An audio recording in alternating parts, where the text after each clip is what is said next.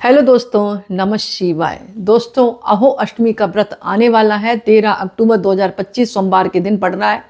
सब प्रथम तो आपको अहो अष्टमी व्रत की बहुत बहुत शुभकामनाएं, बधाई।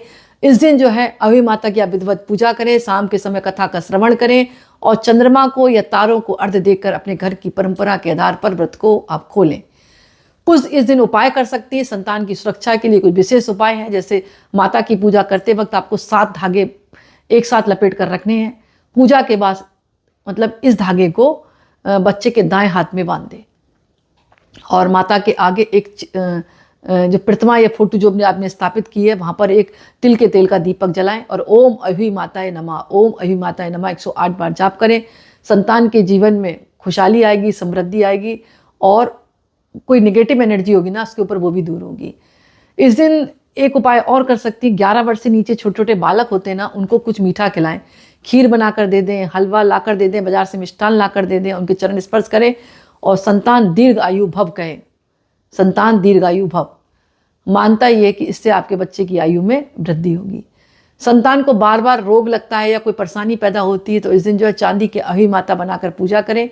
बाद में ये जो अहि माता है बच्चे को रखने के लिए दे दें, उसके पास रहे, और या फिर आप खुद भी गले में धारण कर सकती हैं, बच्चे के गले में भी धारण करा सकती हैं। माँ की कृपा बनी रहेगी। अहो अष्टमी की सुबह मिट्टी का एक चूल्हा बनाएं, उसमें एक रोटी सेक कर गाय को जरूर खिलाएं, क्योंकि अहि माता को गाय का एक रूप भी माना गया है। और उनसे प्रार्थना करें, आपके जीवन की मन्नतें पूर्ण होंगी, जीवन के सभी संकट दूर होंगे। इस दिन आप व्रत रख रही हैं तो माता को भी दूध और जल मिलाकर स्नान करें। बाद में ये दूध और जल जो बचा हुआ है वो बच्चे के सर पर आप छिड़क दें और बच्चे के माथे पर भी माता के चरणों का सिंदूर लगाएं। अगर बच्चा बाहर गया हुआ है, मतलब जहाँ रह रही उससे भी बाहर है, बाहर का मतलब विदेश वगैरह में है, तो बच्चे के कपड़े पर भी आप ये टीका लगा सकती हैं, रक्षा कवच का कार्य करेगा। तो ये उपाय आप जरूर करें। बाकी आप राशि के अनुसार उपाय कर सकती है।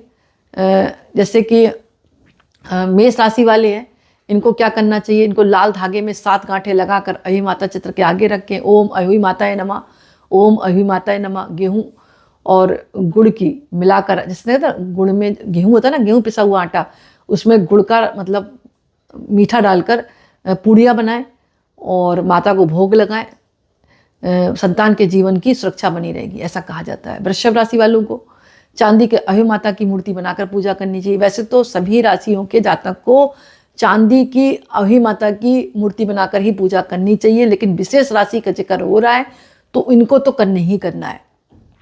ओम श्री अहि माताएं शरणम मम, ओम श्री अहि माताएं शरणम मम। दूध, खीर, मिश्री का भोग लगाएं, बच्चे को धन संपत्ति और स्वास्थ्य की प्राप्ति होगी। मिथुन राशि वाले महिलाओं को हरे वस्त्र में 7 प्रकार के अनाज बांधकर माता को अर्पित करने चाहिए। ओम रीम अहि माताएं नमः का जाप करें। मूंग की दाल और गुड़ का भोग लगाएं माता को। संतान का मनोबल बढ़ेगा, शिक्षा में सफलता प्राप्त होगी। कर्क राशि वाली महिलाओं को माता को अहो को, जो माता अहोई है ना, इनको चांदी की सिंदूर की डब्बी अर्पित करें, मतलब चांदी की डब्बी में सिंदूर डालकर अर्पित करें। ओम ऐम अहि माताय नमः का जाप करें। दूध की खीर या रसगुल्ले का भोग लगाएं। बच्चे के ऊपर से किसी भी तरह का नजर दोष होगा वो दूर होगा, बच्चा रोग मुक्त होगा। सिंह राशि वालों को वैसे तो तांबे के पात्र में जल भरकर माता को अर्पित ही नहीं करना है, लेकिन सिंह राशि वाले जातक को तांबे के पात्र में जल भरकर अर्पित करने से संतान के जीवन में खुशहाली आएगी, तो ये अर्पित कर सकते हैं। ओम क्लीम अहि माताय नमः का जाप करें। बेसन के लड्डू का भोग लगाएं। संतान का आत्मविश्वास बढ़ेगा, अकाल संकट दूर होगा। कन्या राशि वालों को माताओं को हरे पत्तों पर माता अहि का नाम लिखकर पूजा में रखें। ओम श्री अहि माताय नमः, ओम श्री अहि माताय नमः का जाप करें। मीठा पान या मिश्री के साथ माँ को अर्पण करें, मतलब मीठा पान अर्पण कर दें, मिश्री अर्पण कर दें। शिक्षा में उन्नति, संतान के मानसिक तनाव दूर होंगे। तुला राशि वालों को 7 कन्याओं को भोजन कराएं, उनके चरण स्पर्श करें, उनको चुन्नी मतलब पहनाएं। ओम अहि माता नमः शांति देही, ओम अहि माताय नमः शांति देही का जाप करें। मालपुआ या खीर का भोग लगाएं, संतान को शांति प्राप्त होगी, उसके सौभाग्य में वृद्धि होगी। वृश्चिक राशि वाली माताओं को लाल फूल और बेलपत्र माता को चढ़ाने चाहिए। ओम धूम अहि माताय नमः, ओम धूम अहि माताय नमः का जाप करें। गुड़ और चावल माता को भोग के रूप में खीर बनाकर अर्पित करें। संतान के जीवन में बुरी नजर होगी वो दूर होगी, शत्रु बाधाएं दूर होंगी। धनु राशि वालों को माताएं जो हैं पीले वस्त्र में 7 हल्दी की गांठ बांधकर माता को अर्पित करें। ओम ब्रह्म अहि माताय नमः, ओम ब्रह्म अहि माताय नमः का जाप करें। बेसन के हलवे का भोग लगाएं। संतान को दीर्घायु, तेज और सुख प्राप्त होगा, उसका भाग्य तेजी से प्रबल होगा।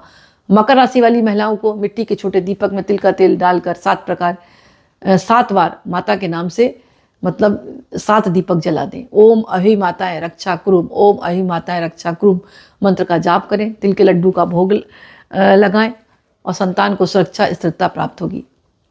ये कार्य करना मकर राशि वाली महिलाओं को, यानी मिट्टी के छोटे दीपक तिल का तेल डालकर 7 दीपक जला सकती हैं, या फिर 7 बार माता का नाम ले लें, ओम अहि माताएं रक्षा कुरुम। तिल के लड्डू का भोग लगाएं, और अगर नहीं तिल मिल रहे, इस वक्त लड्डू तिल के बने बनाए नहीं मिल रहे, तो घर पर ही बनाकर आप भोग लगा सकती हैं। संतान के जीवन में सुरक्षा होगी, स्थिरता बनी रहेगी। कुंभ राशि वालों को 7 कौड़ियाँ माता के आगे अर्पित करें। पूजा के बाद बच्चे के तकिए के नीचे रख दें 7 कौड़ियाँ। ओम श्री अहि माताएं स्वाहा, ओम श्री अहि माताएं स्वाहा।